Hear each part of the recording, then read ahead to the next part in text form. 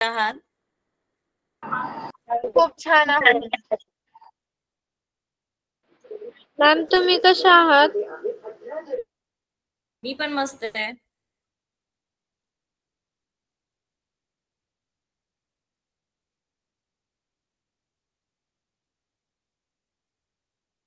आपण 2 मिनिटं थांबूया आणि मग सुरुवात करूया सगळ्यांना जॉईन झाल्यानंतर.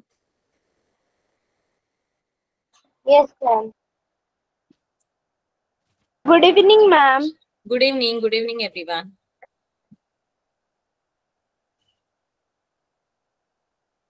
मॅम तुम्ही कसे आहात? मी मस्त.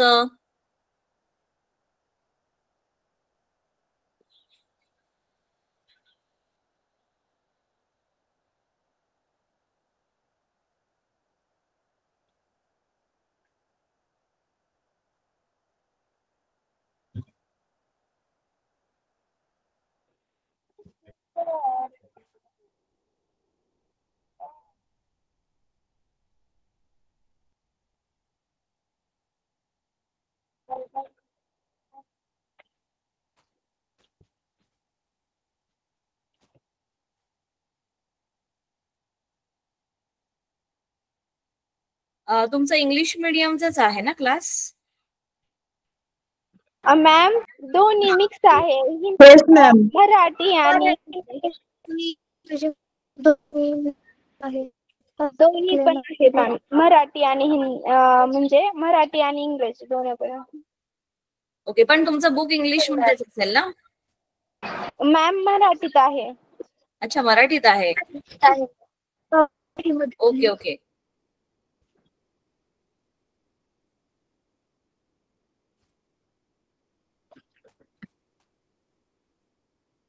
तर आपण दुसरा चॅप्टर स्टार्ट करतोय आज, हेल्थ अँड डिसीज, आरोग्य व रोग. Yes ma'am.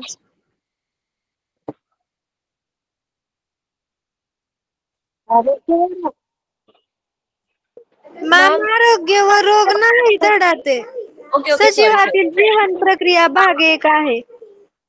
हा हा. Yes ma'am. आठवीचा धडा आहे. एक मिनिट.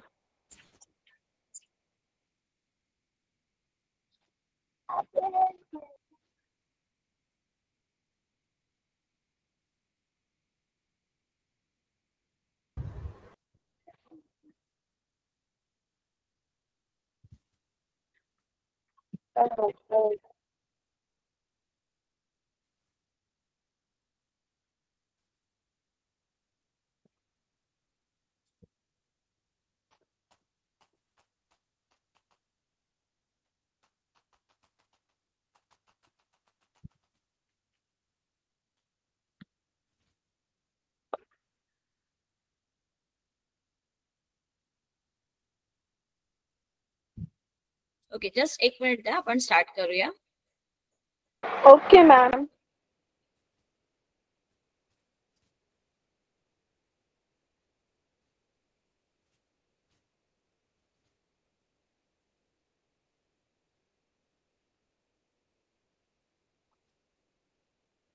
ओके, सो मागच्या लेक्चरमध्ये तुम्हाला सांगितल्याप्रमाणे आपण उत्क्रांतीचा अभ्यास जो आहे तो करत होतो.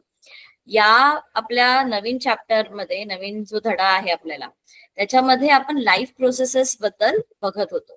ओके, तर सजीवांतील जीवन प्रक्रिया भाग 1, बरोबर आपण हेच बघतोय, राईट? Yes ma'am. ओके, तर आपण जेव्हा सजीवातील जीवन प्रक्रिया यांचा अभ्यास करत असतो तेव्हा पहिल्यांदा तर सगळ्यात महत्वाची गोष्ट म्हणजे सजीव. ओके, या सजीवांचे कोणते कोणते गुणधर्म आहेत तर तुम्हाला माहिती आहे, आपण लास्ट लेक्चर मध्ये सुद्धा हे गुणधर्म डिस्कस केले होते की सजीव जे असतात ते श्वसन करू शकतात, सजीव जे असतात ते स्वतःहून हालचाल करू शकतात, सजीव जे आहेत ते उत्सर्जन करतात, प्रजनन करतात. हे सगळ्या ज्या गोष्टी आहेत ते निर्जीव वस्तू करू शकत नाही. ओके, तर आपण बघितलं आहे की जसं आपण पहिल्या लेक्चरमध्ये बघितलं होतं, लास्ट चॅप्टर मध्ये आपण बघितलं होतं की 2 प्रकारचे जे ऑर्गॅनिझम्स असतात, म्हणजे जे सजीव असतात, एक आहे एकपेशीय सजीव आणि बहुपेशीय सजीव. तर तुम्हाला यामध्ये सांगितलं होतं की जे एकपेशीय सजीव आहेत ते त्यांच्या शरीरातील जेवढ्या पण प्रक्रिया आहेत, जीवन प्रक्रिया आहेत, त्या त्यांच्या एका पेशीमध्येच होत असतात. परंतु काही जे प्राणी आहेत, जसं की आपण म्हणतो बहुपेशीय प्राणी जे आहेत, त्यांच्या शरीरामध्ये वेगवेगळ्या पेशी असतात, वेगवेगळे अवयव असतात. तर त्यांच्यामध्ये बहुपेशीय सजीव म्हणजे जर तुम्ही उदाहरण घेतलं तर मानवामध्ये ओके आपण बहुपेशीय आहोत आणि आपण उच्च स्तरावरील प्राण्यांमध्ये गणती होते आपली. तर आपल्या शरीरामध्ये विविध प्रकारचे अवयव असतात. ओके, आणि हे जे अवयव असतात ते एकत्र येऊन एका प्रकारचं कार्य करतात. आता मला कोणी सांगेल का की आपल्या शरीरामध्ये कोणत्या कोणत्या प्रकारचं कार्य होतं? संश्लेषण कार्य, नियंत्रण कार्य, ओके, उत्सर्जन कार्य, रक्तभिसरण कार्य, उत्सर्जन, आपल्याकडे पचनाचं कार्य होतं. कार्य. Yes, correct correct. Okay okay, काही आवाज कट होतोय, आपण कंटिन्यू करूया.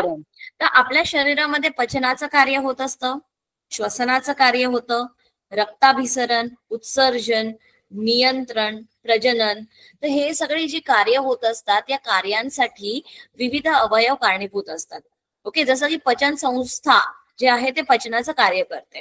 तर पचन संस्थेमध्ये कोणते कोणते अवयव येतात? तर आपलं तोंड आहे, आपली अन्ननलिका, आपलं जठर, छोटे आतडे, मोठे आतडे, हे सगळे जे आहेत हे आपल्या पचन संस्थेमध्ये येतात. त्याच्यानंतर आहे श्वसन संस्था. श्वसन संस्थामध्ये कोणते अवयव येतात? तर आपलं नाक आहे, त्याच्यानंतर आपली श्वसन नलिका आहे, आपली फुफ्फुस आहेत, हे सगळे येतात श्वसन संस्थेमध्ये. त्यानंतर आहे रक्ताभिसरण संस्था. रक्ताभिसरणला आपण सर्क्युलेशन असं सुद्धा म्हणतो, ज्याच्यामध्ये रक्तामधून आपल्या शरीरामध्ये ऑक्सिजन आहे, त्याच प्रकारे आपल्या शरीरातले जी जीवनसत्व आहे ती एका अवयवातून दुसऱ्या अवयवामध्ये पोहोचवण्यासाठी ही रक्ताभिसरण संस्था जी आहे ती ते कार्य करत असते. उत्सर्जन संस्था म्हणजे आपल्या शरीरामध्ये जे काही नको असलेले घटक तयार होतात, ओके, जे आपल्या शरीराला हानिकारक सुद्धा ठरू शकतात, ते आपल्या शरीरातून काढून टाकण्याचं काम जे आहे ते उत्सर्जन संस्था करत असते. त्याच्यानंतर आहे नियंत्रण संस्था. नियंत्रण संस्था कोणते कार्य करते? तर जेव्हा आपण आपल्या दोन पायांवर उभे आहोत, ओके, तर आपलं शरीर जे आहे ना ते बॅलन्स होतं. आपल्याला कुठल्याही गोष्टी ज्या आहेत त्या कळतात, जसं की आपण सेन्स करतो कुठलीही गोष्ट. आपल्या ज्या आपले काही अवयव आहेत, ज्ञानेंद्रिय आहेत, ज्यांच्यामुळे आपल्याला बऱ्याच गोष्टींचं ज्ञान होतं. तर ही सगळी जी गोष्ट या गोष्टींपासून मिळालेली जी माहिती आहे ती मेंदूपर्यंत पोहोचवणं आणि सगळ्या गोष्टींवर नियंत्रण ठेवणं, हे काम जे आहे ते नियंत्रण संस्थेचं असतं. तर नियंत्रण संस्थेचा प्रमुख कोण आहे माहितीये? कोणता अवयव आहे? कोणाला माहितीये? मेंदू. मेंदू. ओके, मेंदू, ब्रेन, हा, ब्रेन, मेंदू हा आपल्या नियंत्रण संस्थेचा मुख्य अवयव आहे. ओके, तर आपल्या शरीरामधील काही अंतर्गत अवयव असतात, काही बाह्य अवयव असतात, ते स्वतंत्रपणे कार्य करत असतं. ओके, ही सर्व यंत्रणा प्रत्येक सजीवांमध्ये कमी अधिक प्रमाणामध्ये सारखीच असते. जसं जी संस्था आपल्या शरीरामध्ये कार्य करत असते ती संस्था थोड्या कमी अधिक प्रमाणामध्ये पक्ष्यांमध्ये सुद्धा कार्यरत असते, काही सरीसृप प्राण्यांमध्ये सुद्धा कार्य करत असते. फक्त काही प्रमाणात ह्या ज्या संस्था आहेत त्या कमी अधिक प्रमाणात कार्य करत असतात. आणि ही जी कार्य करतो आपण, आता तुम्हाला माहिती आहे का, पण दिवसभरामध्ये बरेच सारे कार्य होत असतात आपले, जसं की आपण खेळतो, आपण अभ्यास करतो, आपण चालतो, या सगळ्या गोष्टींसाठी आपल्याला ऊर्जेची आवश्यकता असते. तर आपण जेव्हा झोपतो तेव्हा आपल्याला ऊर्जेची आवश्यकता असते का?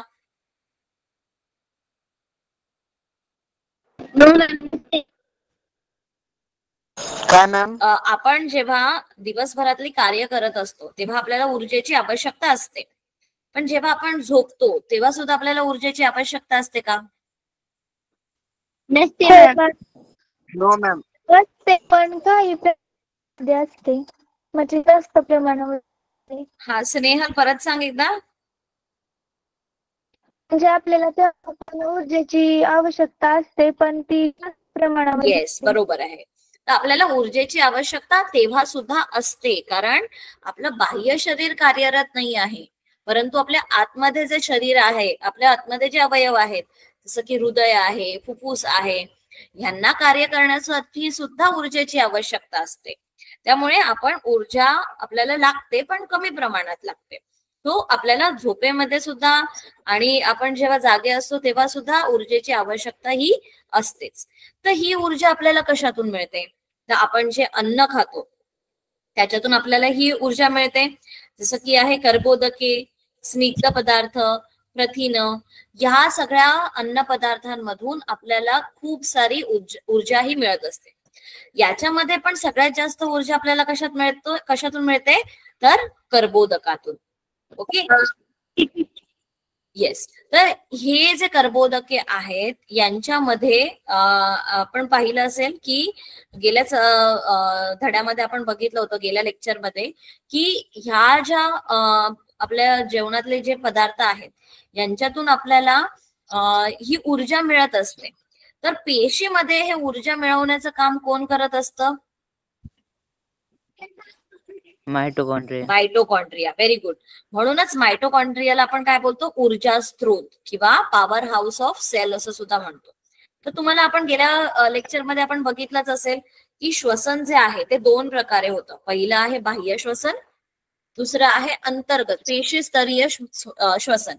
तर या बाह्य श्वसनामध्ये आपण फक्त ऑक्सिजन शरीरामध्ये घेतो आणि कार्बन डायऑक्साईड शरीरातून बाहेर सोडत असतो. तर हे झालं फक्त बाह्य श्वसन. पण हे ऑक्सिजन शरीरात गेल्यानंतर कोणती प्रक्रिया त्याच्या मागे होत असते. ओके, तर त्या प्रक्रियेला आपण म्हणत असतो पेशीस्तरीय श्वसन. तर आपण जे ऑक्सिजन घेतो ते प्रत्येक पेशीमध्ये जातं. तर जेव्हा या पेशीमध्ये ऑक्सिजन जातं त्याचबरोबर पचन संस्थेतून आलेलं जे अन्न पदार्थ आहे, जी जीवनसत्व आहेत, ती सुद्धा पेशीमध्ये येतात. आणि मग ऑक्सिजन आणि जे पण जीवनसत्व आहे त्यांची अभिक्रिया होते आणि त्याच्यापासून ऊर्जा निर्माण होते. तर हे आपण गेल्या लेक्चरमध्ये बघितलं होतं की कशा प्रकारे ही जी ऊर्जा आहे ही निर्माण होत असते.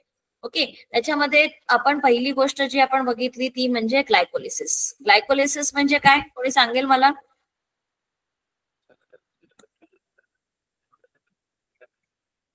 मॅम त्याला मराठीमधून काय म्हणतात? ग्लुकोजचं विघटन.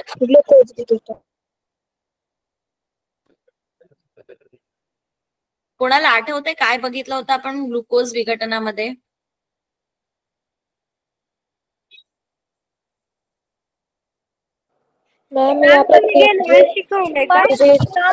आणि ATP आणि NADH2 हे रेणू तयार होताना आपण पाहिले होते ग्लुकोज विघटनामध्ये. ओके, तर ग्लुकोज विघटनामध्ये काय होतं की आपण शरीरामध्ये आपण कोणताही जेव्हा एखादा अन्नपदार्थ घेत असतो, ओके, तेव्हा ह्या अन्नपदार्थाचं त्याच्या सिंपल म्हणजे आपण बोलू की जे इझिली विघटन होऊ शकेल अशा पदार्थांमध्ये त्याचं कन्व्हर्जन जे आहे ते होत असतं. ओके, तर हे जे पदार्थ आहेत, जसं की आपण कोणतंही कर्बोदक घेतलं किंवा शर्करा म्हणू आपण त्याला, तर या शर्करामध्ये जे सगळ्यात महत्वाचं म्हणजे शर्करामध्ये सगळ्यात महत्वाचं काय असतं? एक मिनिट, कॅमेरा ऑफ झाला. ओके, या शर्करेमध्ये जेव्हा आपण कर्बोदके खातो त्याचं जेव्हा पचन होत असतं तेव्हा पचनामधून हे जे जटिल काही जीवनसत्व आहे त्यांचं सामान्य जीवनसत्वामध्ये रूपांतरण होत असतं.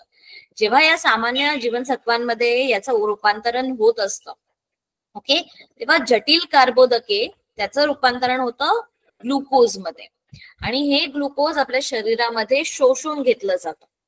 तर हे जेव्हा आपल्या शरीरामध्ये शोषून घेतो तेव्हा त्याच्यापासून वेगवेगळ्या प्रकारचे एनर्जीचे म्हणजेच ऊर्जेचे जे काय बोलू आपण मॉलिक्यूल असतात, रेणू असतात, ते तयार होतात.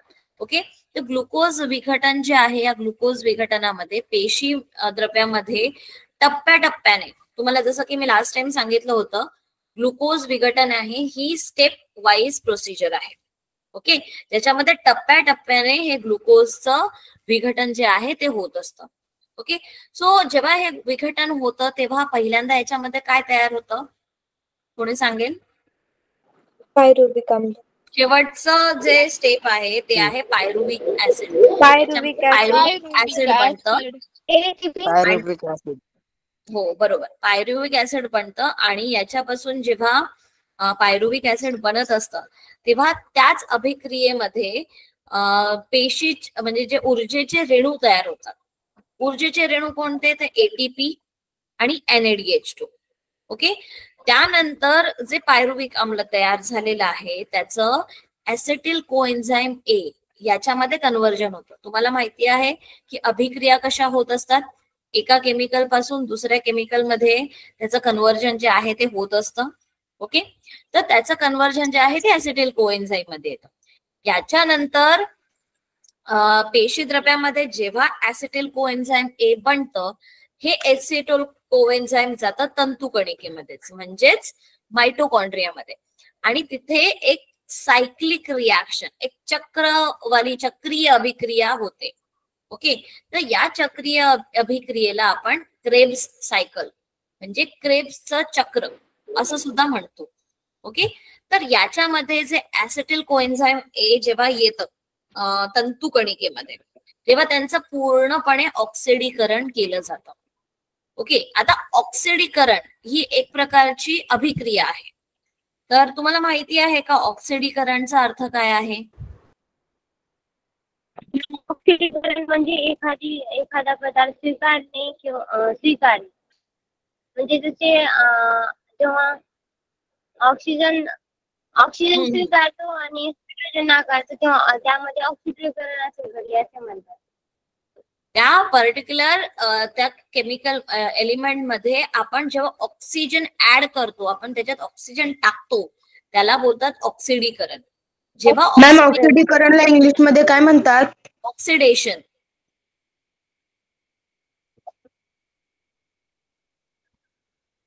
ओके, सगळे मराठी मीडियमच आहे ना की सेमी पण आहेत? मॅम सेमी पण आहे. म्हणजे जास्तीत जास्त मराठी मीडियम आहे. ओके, मग मी दोन्ही लँग्वेज मध्ये एक्सप्लेन करते म्हणजे तुम्हाला कळेल ते. ओके, तो फर्स्ट जे आहे जेव्हा आपण ग्लुकोज आपल्या म्हणजे आपल्या शरीरामध्ये दोन प्रकारचं रेस्पिरेशन होतं. आपण रेस्पिरेशन बोलतो श्वसन प्रक्रियेला. तो पहिली श्वसन प्रक्रिया आहे बाह्य श्वसन म्हणजे एक्सटर्नल रेस्पिरेशन, आणि त्याच्यानंतर आहे पेशीस्तरीय म्हणजे सेल्युलर रेस्पिरेशन. ओके, तर बऱ्याच प्रकारे आपण जेव्हा श्वसन होतं आपलं तेव्हा त्याला ऑक्सिश्वसन म्हणतात, म्हणजे एरोबिक रेस्पिरेशन असं म्हणतात. या एरोबिक रेस्पिरेशन मध्ये ऑक्सिजन भाग घेतो आणि अनएरोबिक मध्ये ऑक्सिजन भाग घेत नाही. जेव्हा श्वसन हे एरोबिक असतं म्हणजे ऑक्सिजनच्या प्रेझेन्स मध्ये होतं, ऑक्सिश्वसन होतं, तेव्हा जास्त एटीपी तयार होतात आणि ऑक्सिजन नसेल तर कमी एटीपी तयार होते. तर ही जेव्हा प्रक्रिया होत असते तेव्हा पहिली प्रोसेस जी होते त्याला आपण बोलतो ग्लायकोलिसिस, ग्लुकोजचं विघटन. ओके, सो हे जेव्हा ग्लुकोजचं विघटन होतं, ग्लायकोलिसिस होतं, हे कुठे होतं? पहिल्यांदा पेशी द्रव्यात म्हणजे सायटोप्लाझम मध्ये होत असतं. जेव्हा हे पेशी द्रव्यामध्ये याचं विघटन होत असतं, जेव्हा हे लायसिस म्हणजे काय? ब्रेकडाऊन. ओके, तुटणं. तर त्याच्यामध्ये टप्प्याटप्प्याने पायरुविक ऍसिड बनतं, पायरुविक आम्ल बनतं आणि त्याच्यातून एटीपी NADH2 हे एनर्जी मॉलिक्यूल जे आहेत ते तयार होत असतात. ओके, नंतर हे जे ऍसेटिल कोएन्झाइम आहे ते मायटोकॉन्ड्रियामध्ये येतं. मायटोकॉन्ड्रियामध्ये आल्यानंतर त्या रिॲक्शनला, ओके, ती जी रिॲक्शन असते ती चक्रीय रिॲक्शन असते म्हणजे सायक्लिक रिॲक्शन असते, म्हणून त्याला चक्रीय अभिक्रिया किंवा सायक्लिक रिॲक्शन सुद्धा म्हणतात. ओके, हे ऍसेटिल कोएन्झाइम कुठे आले आता? मायटोकॉन्ड्रियामध्ये म्हणजेच तंतुकणिकेमध्ये. याच्यामध्ये याचं ऑक्सिडेशन होतं.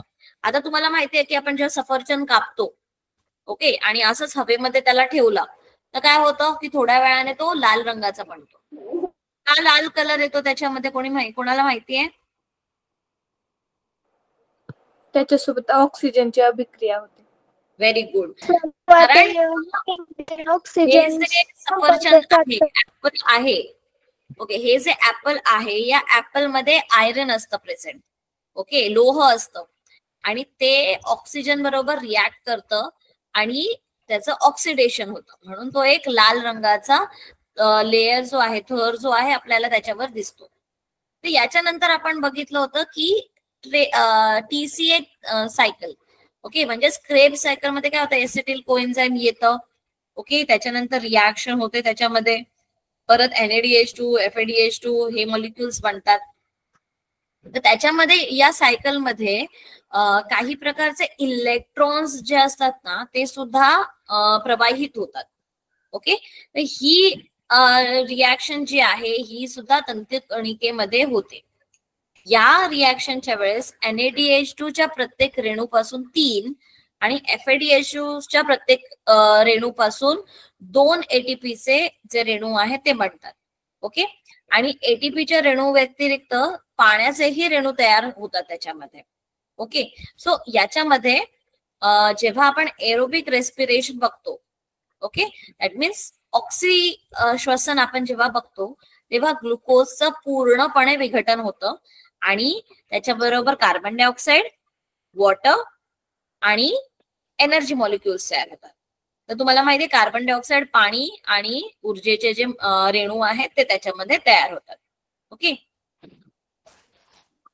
तर आपण गेल्या वेळेस ATPचं स्ट्रक्चर सुद्धा बघितलं होतं. ATPच्या स्ट्रक्चर मध्ये ऍडेनाइन जे न्यूक्लियोटाइड बेस आहे, रायबोस शुगर आणि फॉस्फेटचे 3 बॉन्ड्स त्याच्यामध्ये असतात. ऍडेनाइन म्हणजे आपण याच्यामध्ये काय नत्र रेणू असे म्हटलेलं आहे याच्यामध्ये. त्याच्यानंतर रायबोस ही एक शर्करा आहे आणि 3 फॉस्फेटचे बंध असतात त्याच्यामध्ये ऊर्जेचे.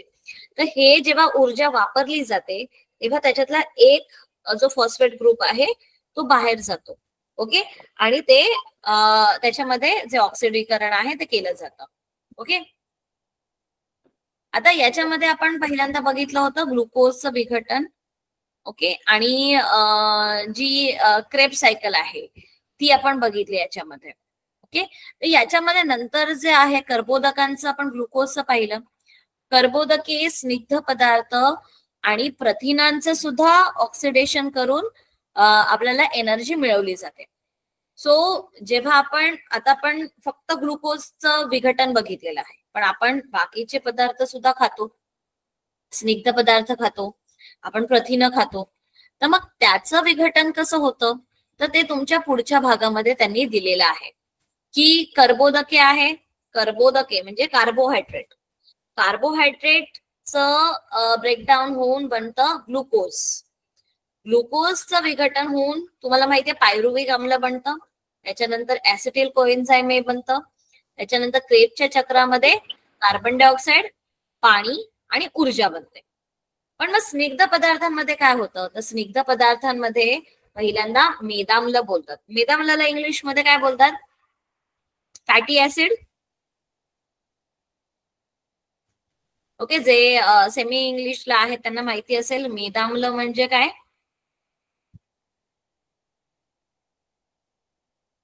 तुम्ही तुमच्या अंडरस्टँडिंगने उत्तर देऊ शकता. आपण बघितलंय कर्बोदके, कर्बोदके म्हणजे कार्बोहायड्रेट, सगळं शुगर, शर्करा आहे ती प्रकारची. पण जेव्हा स्निग्ध पदार्थ बघतो जे काय आहे फॅट्स, सो फॅट्सचं जेव्हा ब्रेकडाऊन होतं तेव्हा त्याच्यापासून पहिल्यांदा बनतं मेदाम्ल म्हणजेच फॅटी ऍसिड. परत ना हे फॅटी ऍसिड पुढे जाऊन ऍसिटिल कोएन्झाइम ए बनतं. परत हे तंतुकणिकेमध्ये म्हणजे मायटोकॉन्ड्रियामध्ये येतं, त्यांचं सुद्धा क्रेब्स सायकल होतं आणि त्यांच्यापासून सुद्धा कार्बन डायऑक्साईड, वॉटर आणि ऊर्जा रिलीज होते. नंतर आपण बघूया प्रथिनांबद्दल. प्रथिन काय होतं ते अमायनो आम्ल म्हणजे अमिनो ऍसिड मध्ये कन्वर्ट होतात. अमिनो ऍसिड पुढे जाऊन ऍसिटिल कोएन्झाइम मध्ये कन्वर्ट होतात आणि पुढे परत ते क्रेब्स चक्र, carbon dioxide, oxygen, carbon dioxide, पाणी आणि ऊर्जा रिलीज होते. सो ऍसिटिल कोएन्झाइम ए पर्यंत हे वेगवेगळ्या मार्गाने येतात, परंतु ते सगळ्या मार्गाने येऊन त्यांचं शेवटी ऍसिटिल कोएन्झाइम ए बनतं. ते जातात तंतुकणिकेमध्ये म्हणजेच मायटोकॉन्ड्रियामध्ये तिथे क्रेब्स सायकल होते आणि त्याच्यातून एनर्जी रिलीज होते. ओके, याच्यामध्ये काही डाऊट आहे कोणाला? No ma'am. ओके, ह्या ज्या रिॲक्शन्स आहेत त्या ऑक्सिजनच्या प्रेझेन्स मध्ये होतात, म्हणजे ऑक्सिजन असताना होतात, म्हणून याला ऑक्सिश्वसन असं म्हणतात. ओके, तर ऑक्सिश्वसनला आपण अजून इंग्लिशमध्ये काय म्हणतो? नाही, स्क्रीन शेअर केलेली नाही आहे कारण त्या पीपीटी मध्ये हे पॉइंट्स नाही आहेत. कोणी मला सांगेल का आपण ऑक्सिश्वसन जे आहे ते ऑक्सिश्वसनाला काय बोलतो?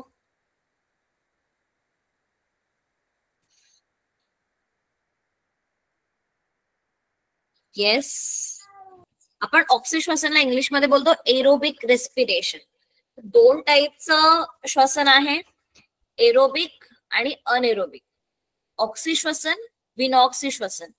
ऑक्सिश्वसन मध्ये जे पण अन्न पदार्थ आहेत त्यांचं पूर्णपणे विघटन होतं आणि त्याच्यापासून खूप जास्त प्रमाणात ऊर्जा आपल्याला मिळते. परंतु विनॉक्सिश्वसन आहे त्याच्यामध्ये आपल्याला जास्त म्हणजे अन्न पदार्थांचं पूर्णपणे विघटन होत नाही आणि आपल्याला जास्त ऊर्जा मिळत नाही त्याच्यातून. ओके, तर आपण आतापर्यंत बघितलं ऑक्सिश्वसन. आता आपण बघूया विनॉक्सिश्वसन. काही ऑर्गॅनिझम मध्ये जेव्हा ते लोक श्वसन करतात, त्यांची ऊर्जा तयार करतात, ती सगळी जी प्रक्रिया आहे, ही सगळी जी प्रोसेस आहे ती ऑक्सिजन शिवाय होते. मीन्स विदाउट ऑक्सिजन हे सगळं होत असतं. ओके, तर विदाउट ऑक्सिजन जेव्हा होतं तेव्हा जी अभिक्रिया होते ती सारखी असेल का? No ma'am. ऑक्सिश्वसनातील अभिक्रिया आणि विनॉक्सिश्वसनातील अभिक्रिया ह्या दोन्ही अभिक्रिया ज्या आहेत त्या वेगवेगळ्या असतात. ओके, तर आपण पहिल्यांदा बघूया की कर्बोदके जे आहे ते त्यांचं विघटन होऊन काय बनतं. तर कर्बोदके आहेत त्यांचं विघटन होऊन ग्लुकोज बनतं, ग्लुकोज पासून पायरुविक आम्ल बनतं आणि हे पुढे पायरुविक आम्ल पुढे किण्वन होऊन, म्हणजे आता ऑक्सिजन याच्यामध्ये नाही आहे तर ती जी प्रक्रिया होते त्याला बोलतात आपण किण्वन. इंग्लिशमध्ये त्याला बोलतो फर्मेंटेशन. ओके, आणि मग त्याच्यापासून विविध पदार्थ बनतात जसं की व्हिनेगर आहे, जीवनसत्वे आहेत आणि हे सगळे ही जी प्रक्रिया आहे ती मोस्टली सूक्ष्म जीवांमध्ये होत असते. आता तुम्हाला माहितीये की आपण जेव्हा इडली बनवतो, इडली बनवत असतो तेव्हा आपण काय करतो की जी पण डाळ आहे, तांदूळ आहे, त्यांना भिजवून रात्री वाटून ठेवतो आणि मग दुसऱ्या दिवशी आपण त्याचे डोसे किंवा इडली बनवतो.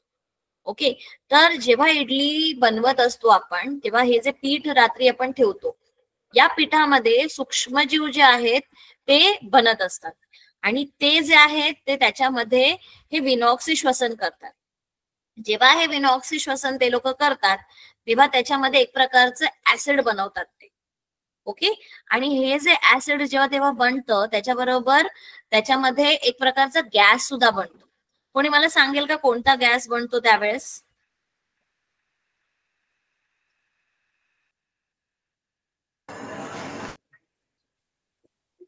Yes, CO2. Carbon dioxide. Very good. तर तुम्हाला माहिती असेल की आपण जेव्हा इडली बनवतो, ओके, आणि या इडलीला स्टीम करतो, पहिल्यांदा तर ते नॉर्मल पीठ असतं. ओके, आणि त्यांना जेव्हा इडली पात्रामध्ये टाकतो आपण आणि त्याला वाफ देतो, कसं होतं याच्यामध्ये की आपण पीठ ठेवलेलं आहे. ओके, या पिठामध्ये किण्वन प्रक्रिया होते म्हणजे फर्मेंटेशन होतं.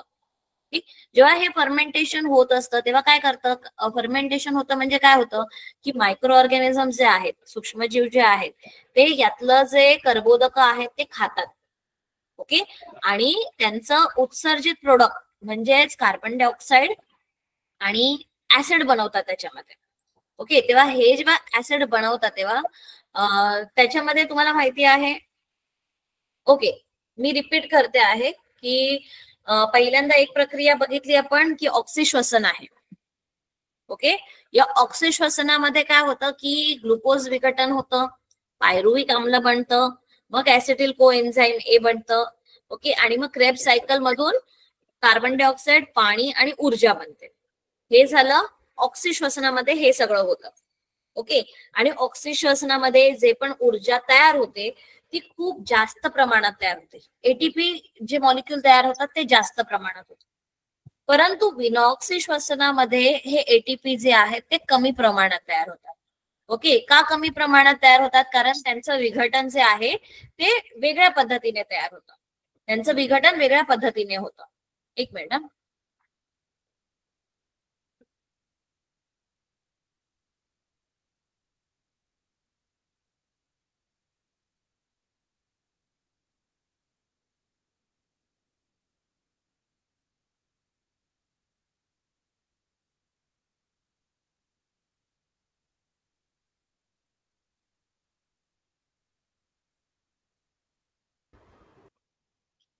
ओके. हे अनएरोबिक रेस्पिरेशन मध्ये जे काही विघटन होतं हे वेगळ्या पद्धतीने विघटन होत असतं. जेव्हा आपण सूक्ष्म जीवांच्या शरीरामध्ये ही जी शर्करा जाते तेव्हा त्याच्यापासून ते पायरुविक आम्ल बनवतात. पायरुविक आम्लानंतर आता आपल्या शरीरामध्ये काय होतं की ऑक्सिजन असतं, त्यामुळे त्याचं ऍसिटिल कोएन्झाइम हे बनतं, मग कार्बन डायऑक्साईड, पाणी आणि ऊर्जा बनते. पण याच्यामध्ये काय होतं की याच्यामध्ये ऑक्सिजन नाही आहे, त्यामुळे त्यांचं जे रेस्पिरेशन आहे ते वेगळ्या पद्धतीने होतं आणि त्याला आपण बोलतो फर्मेंटेशन. तर फर्मेंटेशन, किण्वन हा वर्ड तुम्ही बऱ्याचदा ऐकला असेल की आपण जेव्हा इडली बनवतो तेव्हा पिठाचं किण्वन होतं, जेव्हा आपण केक बनवतो तेव्हा पण किण्वन होतं. ओके. तर काय होतं याच्यामध्ये एक्झॅक्टली की आपण जे पीठ आहे इडलीचं, जेव्हा हे पीठ आपण रात्री ओके, इट्स ओके. ओके. जेव्हा हे पीठ आपण ठेवत असतो तेव्हा या पिठामध्ये मायक्रो ऑर्गॅनिझम जे असतात ते ग्रो होत असतात, सूक्ष्मजीव ग्रो होत असतात. ओके. आणि हे ग्रो होतात तेव्हा ते कर्बोदक जे आहे ते खातात. हे कर्बोदक जेव्हा खातात तेव्हा त्याच्यामध्ये आम्ल आणि गॅस तयार होतो. ओके. तर जेव्हा आपण नंतर जेव्हा इडली ही वाफवतो तेव्हा जेव्हा गरम तापमान त्याला मिळतं तेव्हा त्याच्यामधले जे गॅस असतो तो जागा शोधतो त्याच्यातून निघून जाण्यासाठी. ओके. तर हा जेव्हा गॅस निघून जातो तेव्हा ती इडली जी आहे ती सॉफ्ट आणि फ्लफी बनते. सेम होतं केक मध्ये सुद्धा, पण केक मध्ये सुद्धा हे फर्मेंटेशन होतं. केक मध्ये काय होतं की आपण जेव्हा केक बनवत असतो तेव्हा त्याच्यामध्ये एक ईस्ट नावाचा मायक्रो ऑर्गॅनिझम आपण त्याच्यात ऍड करतो. ईस्ट सुद्धा तेच काम करतो की त्याच्यातलं जे कर्बोदक आहे ते खातो, म्हणजे त्याचं श्वसन ऑक्सिडेशन करतं आणि त्याच्यामध्ये एक प्रकारचं ऍसिड आणि गॅस बनतो. तर त्याच्यामध्ये जे गॅस असतं ना ते अडकलेला असतो, ट्रॅप्ड असतो. ओके. आणि जेव्हा आपण त्याला बेक करायला ओव्हन मध्ये ठेवतो तेव्हा जसं त्या गॅसला एक हायर टेम्परेचर मिळतं तेव्हा तो गॅस त्या केक मधून निघून जायला ट्राय करतो. आणि हा गॅस त्याच्यातून निघत असतो तेव्हा त्याच्यामध्ये होल्स बनवतो. म्हणून तुम्ही बघितलं असेल की पाव असेल किंवा केक असेल त्याच्यामध्ये असं ते स्पॉन्जी असतात. ओके. होल्स असतात कारण त्याच्यामधून गॅस निघून गेलेला असतो. तर हे तुम्हाला नाही आहे स्टडीमध्ये, पण मला तुम्हाला जस्ट सांगायचं होतं की किण्वन काय असतं. तर किण्वन तेच असतं की जेव्हा हे लोक कार्बोदके जे आहे ते खाल्ले जातात, त्यांचं ऑक्सिडेशन होतं तेव्हा त्याच्यामध्ये ऍसिड म्हणजे आम्ल आणि कार्बन डायऑक्साईड हे जे आहे ते तयार होत असतं. ओके. तर काही ऑर्गॅनिझम जे आहे ते हे आम्ल तयार करतात, काही ऑर्गॅनिझम जे आहे ते वेगळ्या प्रकारचे पदार्थ तयार करतात. जसं की काहींमध्ये काय होतं की पायरुविक आम्ल पासून, ग्लुकोज पासून पायरुविक आम्ल बनतं. पायरुविक आम्लामध्ये किण्वन होतं, त्याच्यानंतर त्याच्यापासून अल्कोहोल बनतं. ओके. आणि हे जे आहे हे फर्मेंटेड प्रोडक्ट बनतं. काही याच्यामध्ये पायरुविक आम्लांमध्ये फर्मेंटेशन होतं, फर्मेंटेशन मध्ये लॅक्टिक ऍसिड बनतं. ओके. आणि हे लॅक्टिक ऍसिड जे आहे ते आपल्या स्नायूंमध्ये वगैरे तयार होतं. ओके.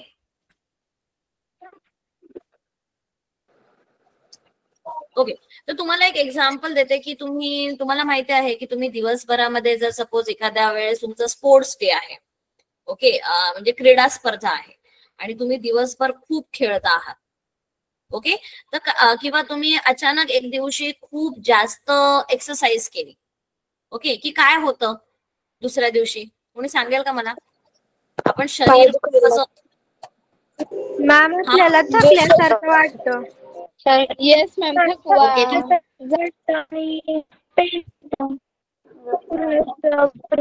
मॅम आपले स्नायू व मासपेशी विनॉक्सी श्वसन करतात तेव्हा. हा, तर नॉर्मली काय होते आपण बघूया नंतर. पण काय होतं की आपण जेव्हा असं काहीतरी खूप एक्सरसाइज करतो किंवा आपण खूप प्रकारे कार्य करत असतो, काम म्हणजे सपोज खेळलो आहे खूप, तर दुसऱ्या दिवशी आपले हातपाय दुखतात. ओके, बॉडी पेन करतं. करेक्ट.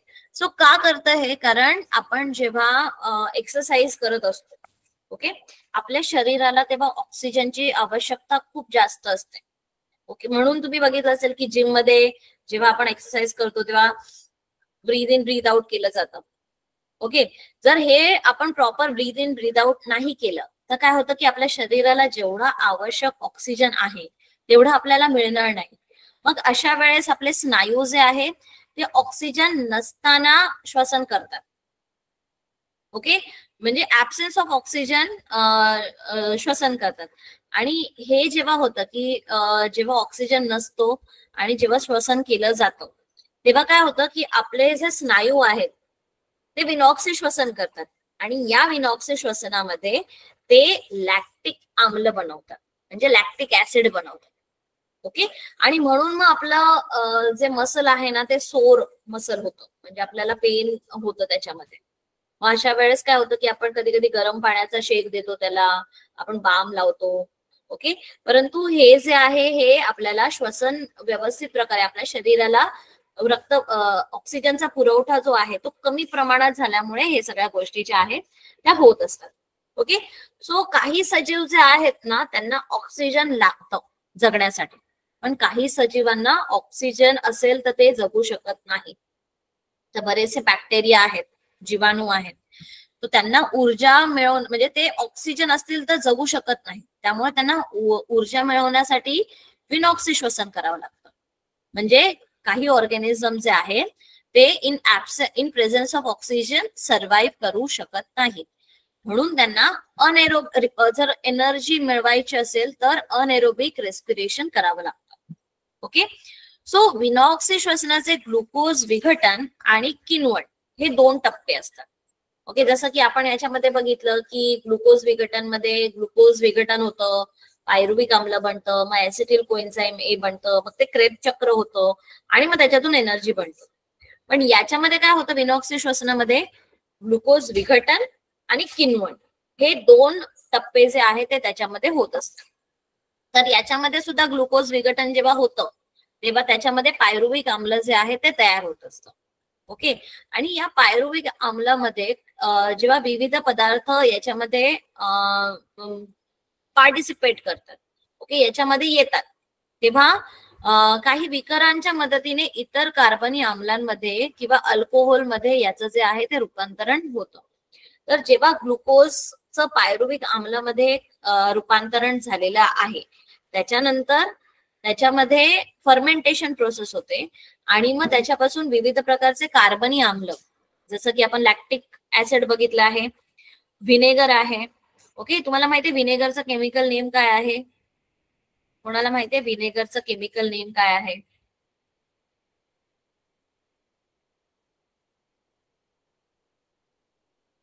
आपण व्हिनेगर वापरतो बऱ्याचदा आपल्या विविध जेवणामध्ये वगैरे सुद्धा आपण हे व्हिनेगर जे आहे ते वापरत असतो. तर या व्हिनेगरचं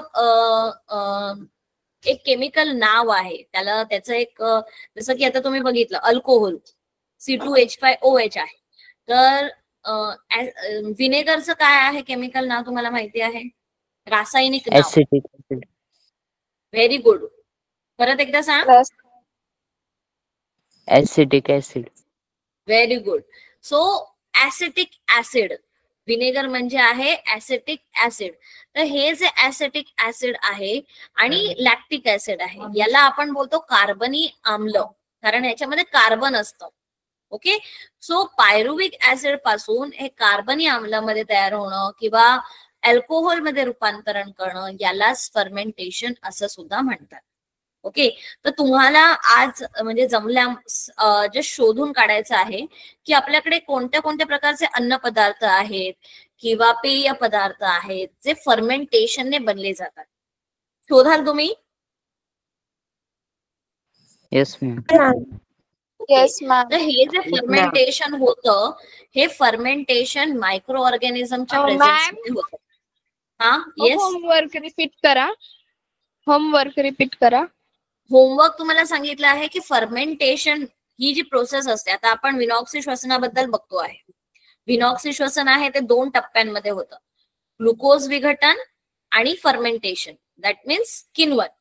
ओके, तर ह्या ज्या 2 स्टेप्स आहेत, ओके, हे 2 टप्पे आहे.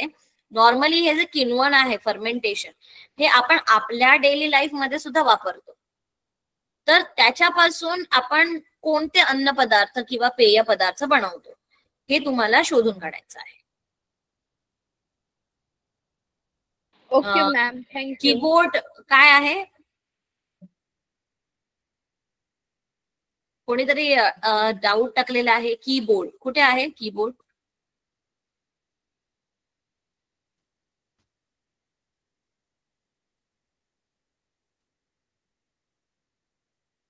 ओके. तर तुम्हाला माहितीये की ग्लुकोजचं विघटन आणि फर्मेंटेशन हे 2 जे आहेत ते स्टेप्स आहेत अनएरोबिक रेस्पिरेशनच्या किंवा विनॉक्सी श्वसनाच्या. काही उच्च स्तरीय जे वनस्पती आहेत, प्राणी आहेत आणि ऑक्सिजनच्या सानिध्यात राहू शकणारे सूक्ष्मजीव सुद्धा, यांच्या शरीरामध्ये ऑक्सिजनची पातळी आहे ती जर कमी झाली तर ते ऑक्सिजनाशिवाय विनॉक्सी श्वसनाचा अवलंब करतात. जसं की मी तुम्हाला सांगितलं आहे की जेव्हा आपल्या शरीरामध्ये आपण खूप सारं फिजिकल काम करत असतो, ओके, अशा वेळेस काय होतं की आपल्या शरीराला पुरेसा ऑक्सिजनचा सप्लाय होत नाही. हे फक्त आपल्या शरीरात नाही तर बऱ्याचशा प्राण्यांमध्ये, बऱ्याचशा वनस्पतींमध्ये, बऱ्याचशा सूक्ष्मजीवांमध्ये सुद्धा ह्या गोष्टी होतात. मग अशा वेळेस ऑक्सी श्वसनाऐवजी ते विनॉक्सी श्वसन करतात. आणि जेव्हा विनॉक्सी श्वसन करतात तेव्हा त्याच्यामध्ये अल्कोहोल आणि कार्बनी आम्ल जे आहे ते तयार होतात. इथे अजून एक उदाहरण दिलेलं आहे की बीजांकुरणाच्या वेळी जमीन पाण्याखाली बुडाली असल्यास बीजे जी आहे ती विनॉक्सी श्वसन करतात. म्हणजे जर आपण एखादं बी टाकलेलं आहे, सीड टाकलेलं आहे, ओके, आणि जर पाण्याने पूर्ण ती जमीन कव्हर असेल तर अशा वेळेस ते जे सीड्स असतात ते विनॉक्सी श्वसन करतात. व्यायाम करताना आपले जे स्नायू आहेत ते विनॉक्सी श्वसन करतात. ओके, म्हणजे आपण जर सपोज खूप एक्सरसाइज करतो आहे आणि आपल्या शरीराला पाहिजे तेवढं ऑक्सिजन नाही मिळत आहे, मग आपले स्नायू त्यावेळेस विनॉक्सी श्वसन करतात आणि आपल्या स्नायूंमध्ये कोणतं आम्ल तयार होतं तेव्हा साठलं जातं? Lactic acid. लॅक्टिक आम्ल. येस, तर आपण जेव्हा एक्सरसाइज करतो तेव्हा आपल्या शरीरामध्ये ऑक्सिजनचा सप्लाय प्रॉपरली होत नाही आणि अशा वेळेस काय होतं की आपल्या शरीरामध्ये अनएरोबिक रेस्पिरेशन होतं आणि या अनएरोबिक रेस्पिरेशन मध्ये लॅक्टिक ऍसिड बनतं जे आपल्या स्नायूंमध्ये साठतं आणि आपल्याला म्हणजे एक प्रकारचं वेदना जाणवतात त्याच्यामुळे आणि आपल्याला थकल्यासारखं सुद्धा वाटतं.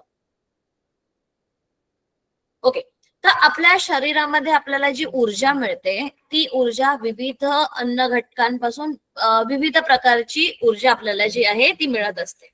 ओके, तर तुम्हाला माहिती आहे की वनस्पतींच्या बाबतीत आपण पहिल्यांदा बघूया की वनस्पती स्वतःचं जेवण स्वतः बनवतात, स्वतःचं अन्न स्वतः तयार करतात, बरोबर?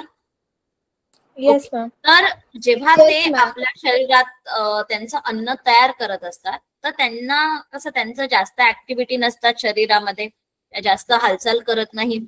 ओके, त्यामुळे त्यांना जास्त ऊर्जेची गरज नाही लागत.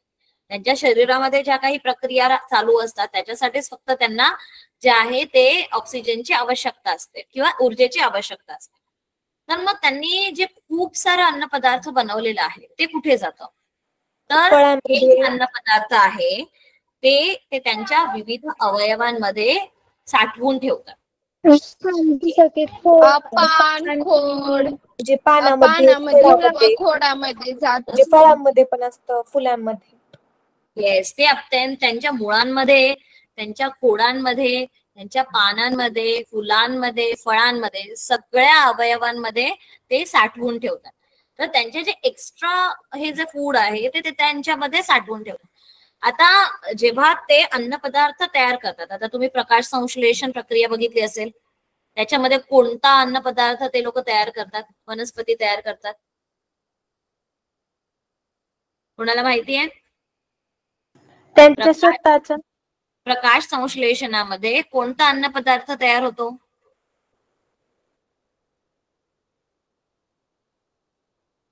ग्लुकोज बनेल. Very good, glucose. ओके, तेव्हा ते ग्लुकोज बनवतात आणि तेवढे ग्लुकोजची एनर्जी त्यांना वापरली जात नाही, म्हणून उरलेले जे अन्नपदार्थ आहे ते स्टार्चच्या फॉर्म मध्ये, स्टार्चला आपण काय बोलतो इंग्लिशमध्ये, तुम्हाला माहिती आहे स्टार्चला काय बोलतो इंग्लिशमध्ये?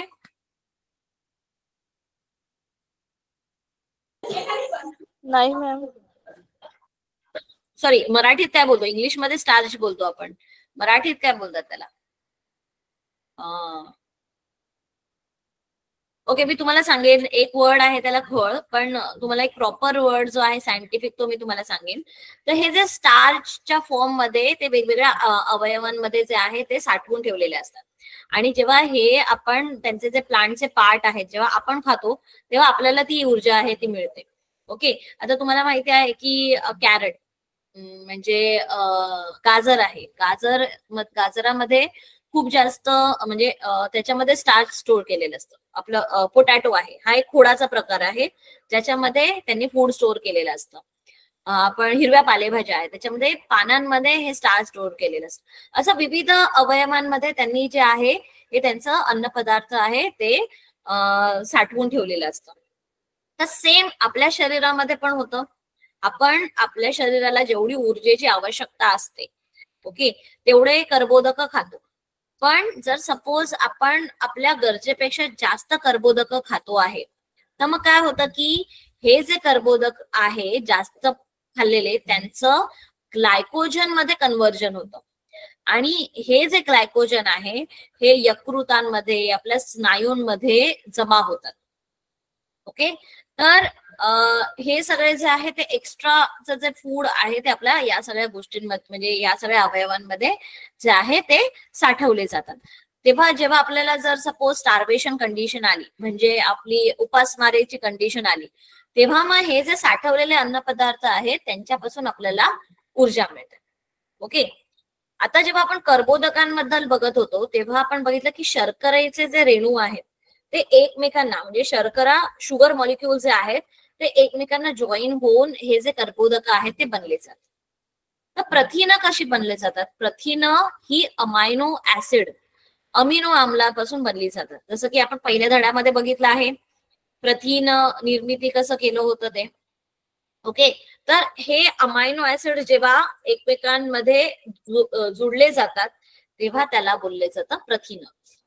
सो प्राणीच्या पदार्थांपासून मिळणाऱ्या प्रथिनांना आपण बोलतो फर्स्ट क्लास प्रथिन. ओके, प्रथिनांपासून सुद्धा आपल्याला 4 किलो कॅलरी एवढी एनर्जी आहे जी मिळत असते.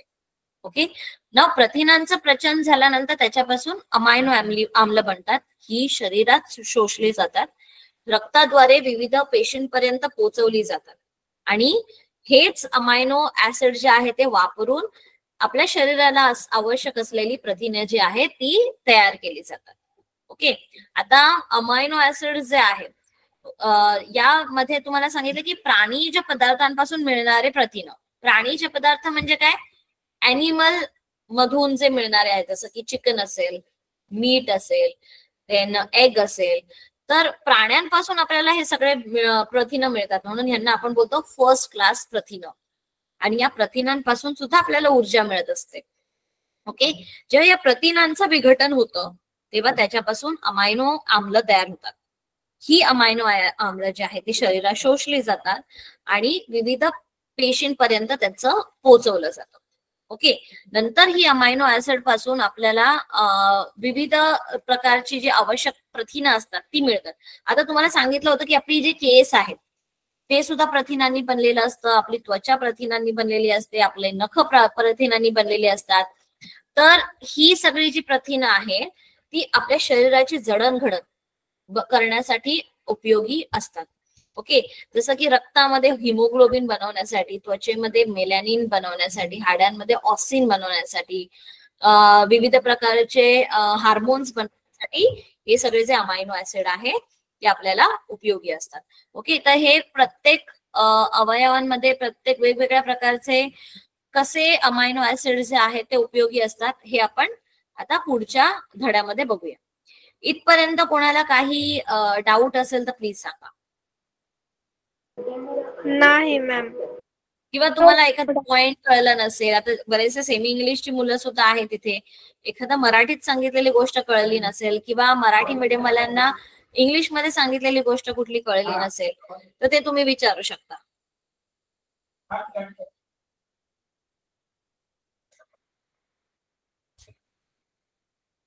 आहे अशी कोणती गोष्ट जे कळलेलं नाही?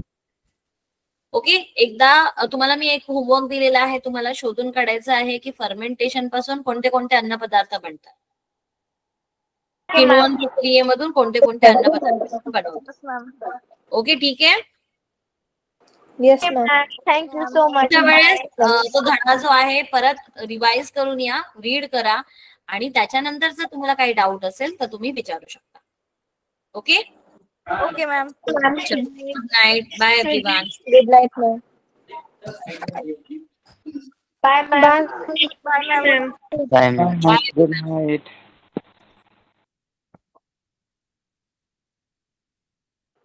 Good evening. राधिका मॅम.